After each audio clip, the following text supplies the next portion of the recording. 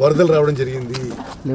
వరదలు మొదలైన మొదటి గంట నుంచి, అతి భారీ వర్షం మొదలైన మొదటి గంట నుంచి ముఖ్యమంత్రి, ఉప ముఖ్యమంత్రి, రాష్ట్ర మంత్రివర్యులందరూ, ఎమ్మెల్యేలు, ఎంపీలు అందరూ కూడా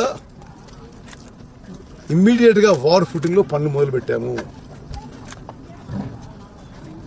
కొన్ని 10 ఏళ్ల నిర్లక్ష్యంలో ఇరిగేషన్ శాఖలో ప్రాబ్లమ్స్ ఉండినవి. ఇప్పుడు మీరు బ్రదర్, నేను ఏమంటే మిమ్మల్ని రిక్వెస్ట్ చేస్తున్నా, మీరు పోయేటప్పుడు ఆయన పెద్ద మాటలు మీరు రికార్డ్ చేసి చూపించి నేను ఆ వీడియో కూడా చూసిన. ఓకే, ఎవరికి ట్రైనింగ్ ఇస్తున్నట్టు మాట్లాడాలని. నేనేమంటానంటే, మీరు ఈ కాలు వెంబడి పోతూ కాలు చూసుకుంటూ పోండి. 10 ఏళ్ళు గవర్నమెంట్ ఎవరున్నారు? మేము వచ్చి 6-7 నెలలైంది.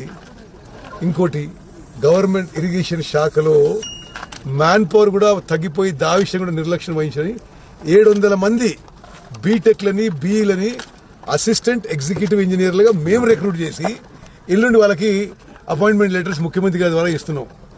అసలు కాలువల మానిటరింగ్ మీద, కాలువ మీద నడిచి పరిస్థితి ఎప్పటికప్పుడు తెలియడానికి లస్కర్ల సంఖ్య తక్కువ ఉండే 1800 మంది లస్కర్లను రిక్రూట్ చేస్తున్నాం.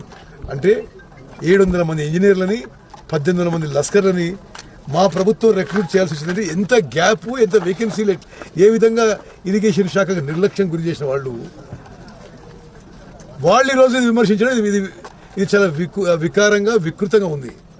ప్రకృతి వైపరీత్యాల వల్ల, అతి భారీ వర్షం వల్ల జరిగిన నష్టంలో ప్రజలకి నష్టం జరిగింది. మేము బాధపడుతూ, చింతిస్తూ ఎంత మేరకు సాయం చేయాలో యుద్ధ ప్రాతిపదిన ఈ ఫ్లడ్ రిలీఫ్ మెజర్స్, ఈ ఫ్లడ్ డ్యామేజ్ రిపేర్స్ చేపట్టాము.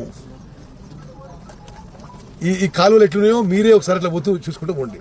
అంటే నేను దారిలో వస్తున్నా, ఆడ ఈడ చాలా, ఎందుకంటే 10 years no maintenance at all, man power లేదు.